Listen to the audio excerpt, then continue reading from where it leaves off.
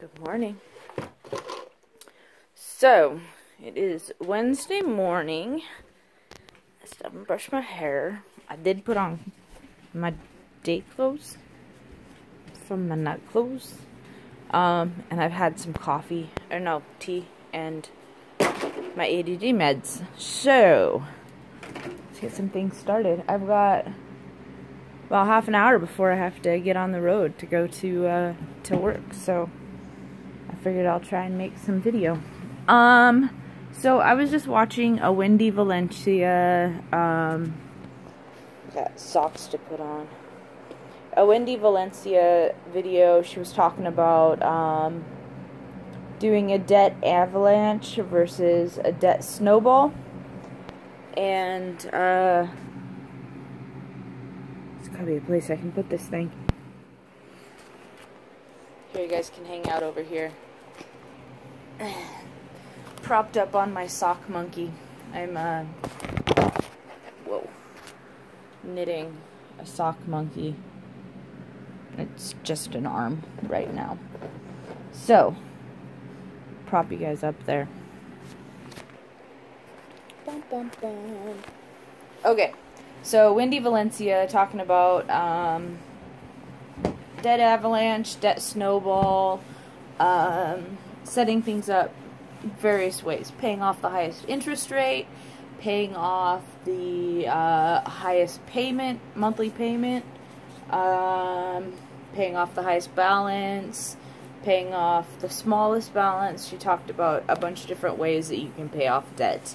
And I don't know if anybody's like super following what I've got going on. That I started budgeting with the intent of paying off my debt in, I'm cleaning the gunk out of my shoes, January 2017 was when I started my budgeting and whatnot. So why, now that it's July, coming up on the end of July, am I still not paying debt? I have paid a little bit of debt. I paid, I owed on a phone. My phone's battery stopped charging and there was no way to get a new battery, like, to send it into the factory and get it fixed was gonna cost basically as much as a brand new phone, so I figured, let's just get a new phone. So, I opted for just getting a new phone. But my old phone, I don't know, I wasn't, shoes are on. I wasn't ready for an upgrade. You know how they put that onto your account? And, so I had to pay for a phone out of pocket. Well, I didn't have enough money out of pocket because that was, I don't know, the middle of 2016, and I hadn't started budgeting yet. And something happened that before I started budgeting, I would slowly accrue money, so I would end up with like $1,000 sitting in, my bank account, savings account, or something like that, and then something would happen, and then I would use it all up. And that's just kind of how it would go. And it wouldn't be bad things. I mean, like, it'd be like my car insurance would come up, or all of a sudden the dental work, and I would just go in and get it all taken care of, or registering the vehicle, things like that. It was, life kept happening, and it would suck my $1,000 down. So, when my phone died, I didn't have that $1,000 sitting there. And so I just had add it to the payments of my phone bill. So a couple things happened. When they signed me up for that, they made it, the phone that I got is more expensive than the phone that I had that was broken. So they made it so that I was making my payments on the phone that was broken. And since I was making payments on it, I also had to carry insurance on it. And so that all together, basically, oh, and I had to keep a phone line on it. So I was paying, what, like $20 for a phone line, $30 for insurance, plus like $35 for the monthly phone payment. So I saved up money and I got that paid off, because it wouldn't accept like an extra $25 or an extra $40 towards it. I had to pay that whole phone off, and I think the remaining balance was maybe $500 or something like that. So I figured that since that was less than my emergency fund, and I was waiting for my income taxes to come back, tax returns, tax refunds, whatever, that I would just pay that, save up and pay that, and move on. So I have paid that off. I paid that off in March, maybe. I don't know. I have it written down on a calendar somewhere. Excuse me. So I did pay that off, and I've funded my emergency fund. Like, August will be the 4th time that I will have funded and utilized. Well, only my 3rd time of utilizing it, and 4th time, well, I guess kind of. I started paying back to it before my catastrophe started happening. I love this mug. I got it from my grandpa's house, and he lived on the beach in Oregon. And on my way home from separating from the military, I decided to drive up Highway 101, and I drove through his town, and I was like, Grandpa! Like, I hadn't been to his house. Oh, man. I think I was maybe 12 or something. Maybe less than 12. And here I was at 27, driving through town, and I was like, hey, Mom, do you think it'd be okay if I just stopped in to see Grandpa? And she goes, it's kind of late. You should probably call and see if they're awake. So I called, and he was awake, and I was like, Grandpa, I'm really tired, and do you have a spare bed that I can sleep in? It doesn't matter if it's got sheets, just hand me some sheets, and I'll make the bed, and I'll square it away. And he says, yeah, sure, come on in. And we had this really great visit. I think I stayed there for a full day. So, like, 2 sleeps, I think. But anyway, you know, typical Grandpa. He took me out for breakfast, and he took me out for dinner, and I helped them make lunch and set them up with some food in their house, like, pre-made. At the time, my grandpa was on an oxygen tank, and I think he might have had some other machine that he was on, and then his wife was sleeping with oxygen, and she also had another machine she was plugged into. But anyway, but it kind of reminds me, we got fish and chips because the coast, and I just remember going out on his porch. It was like right on the ocean, like giant windows, and you could just watch the ocean. And his deck was up really high too. And there were these seagulls, these probably, I don't know, 50-pound seagulls. They were huge. These things were like large cats or medium-sized dogs. And we were throwing french fries off at them. So that's kind of what that cup reminds me of. So debt, paying off debt. So Wendy Valencia was talking about the different types of paying things off. You pay off by the minimum balance, you pay off by the biggest interest rate, you pay off by which one you hate the most. Like, there's all these ways that you can pay off debt. And paying off my phone freed up, I thought it would free up like $30, and it ended up freeing up like $50. So that was kind of an added bonus. I've had to refund my emergency fund a couple times. So in order to avoid dipping into my emergency fund too much more, like when I get started on my debt, I want to really focus on my debt. And my emergency fund will be the cushion after the cushion. So, yeah, it's only going to be the airbags. And I'm really hoping that my seatbelt is enough. So I'm doing sinking funds. And since getting my teeth fixed is less than my lowest student loan debt, I'm gonna get my teeth fixed first, because it's an investment in me, and it's gonna take me 5 years to pay off my debt. And I've got fillings that are popping off. I've got a crown that needs to be replaced, and a tooth that needs a crown on it.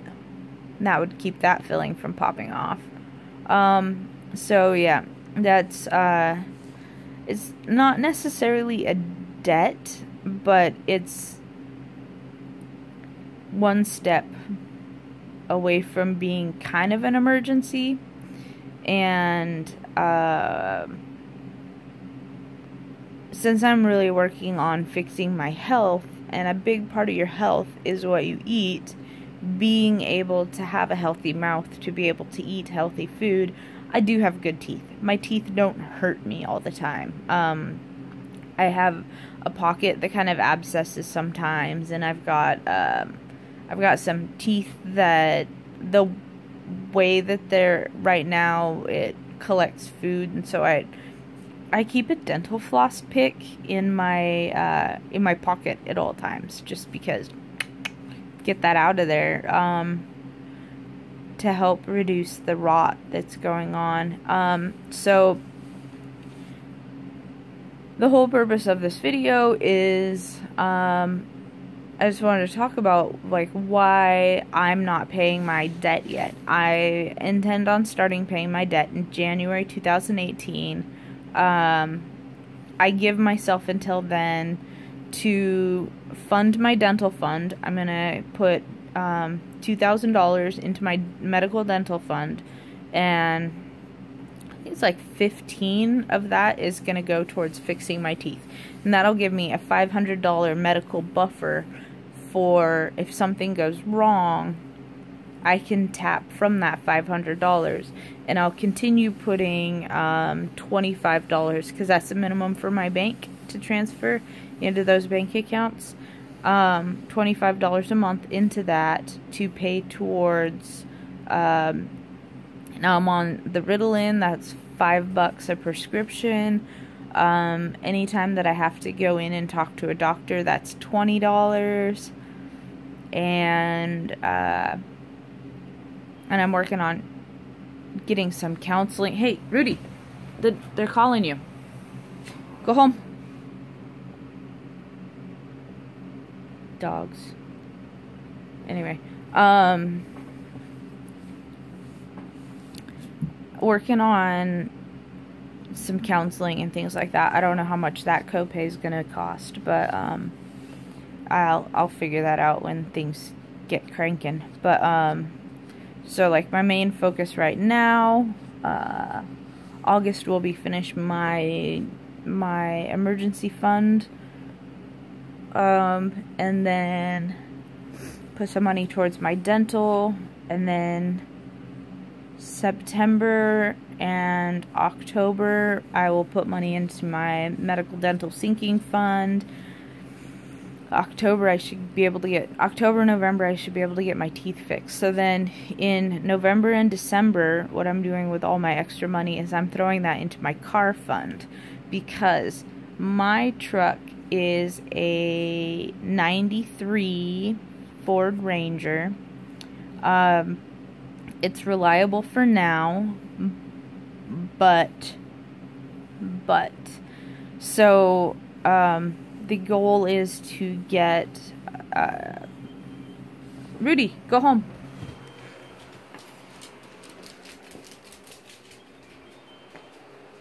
My uncle's whistling for the dogs. And I've got a fan and he can't hear it. Rudy can't. Anyway, So for those 2 months, I'll just put all of my extra money into my car fund so that I will have before I have to hit my emergency fund for maintenance for my truck. So like oil changes, that comes out to about $40 because I'm using the high mileage oil. It's 5-quart engine, blah blah blah. I think it might actually be less. I think it's like $30, but I got some Lucas oil for it last time. So yeah, I can do maintenance on my truck. I can replace belts.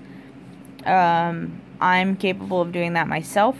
Yay for mechanical aptitude. And having access to places to be able to do that. And then I'm just kind of gonna keep it bandaged for a little while.